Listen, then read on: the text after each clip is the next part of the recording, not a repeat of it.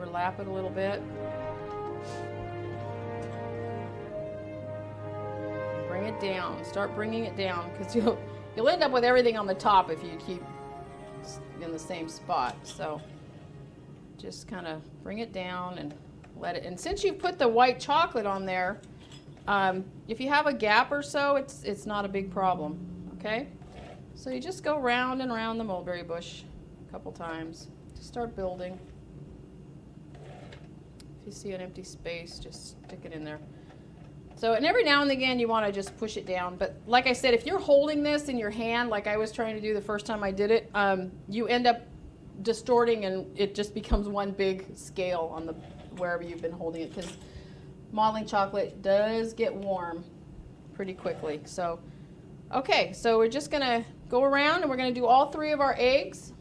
And we have a brown egg, we have a green egg, and then the white one. So we're just going to get them all covered, and we'll come back and assemble the box. Okay, so now I've got it all covered, and once you pull it off and you finish up the bottom, you really have to not hold on to it for too long. So what I do is I just take and I put it on a towel over a piece of parchment, because you don't want the design of the towel, and just lay it on there and let it sit like that. You don't want to put it on a hard surface, because this modeling chocolate is still soft, so you want it to get nice and hard before you start monkeying with it. And so there's that. So there we have our 3 eggs. Aren't they beautiful? And we're going to luster dust them. Once they're set, I like to put the brown one is a little reddish color, so I like to put kind of a red luster. This is a desert plum, which is kind of cool. It's very red. And this Rouge Flambe is kind of, that's almost the same color, it looks like. Those are pretty darn close, aren't they? I think Susan Carberry is probably the only one that knows the difference. I know Rouge Flambe is one of her favorite colors.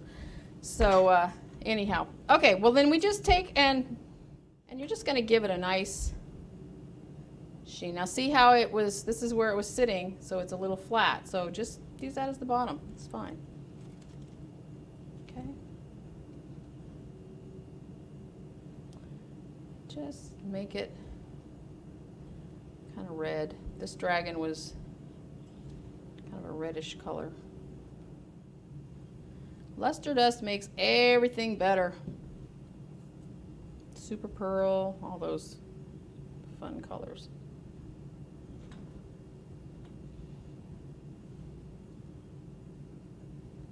Okay, we're just trying to give it a little bit of color. Isn't it lovely? So now you don't want to get red all over your white. So let's go on and do the green. Okay, I have the super green or avocado. I think, let's try the avocado and see if it's, that super green can be pretty green, pretty super. See what I mean by they kind of look like artichokes? But, you know, that's okay. Everybody's going to see dragon eggs. That's what they're going to see. That's what you want them to see. All right. Perfect. Okay. Now for the white one, figure out how to enhance it. So we're just going to go with a little bit of this is a little green gold, or gold green, I guess. And you notice I'm doing these dry. I'm not painting them with vodka or Everclear, tequila, or lemon extract, anything like that. I'm just dry dusting these just with the luster dust, just to give them a nice, just some definition so they don't look so boring. This one's still a little bit on the chilly side, so it's still not as hard as I like it to be, but that's okay. Yeah, that's a champagne color and the gold green kind of mixed together.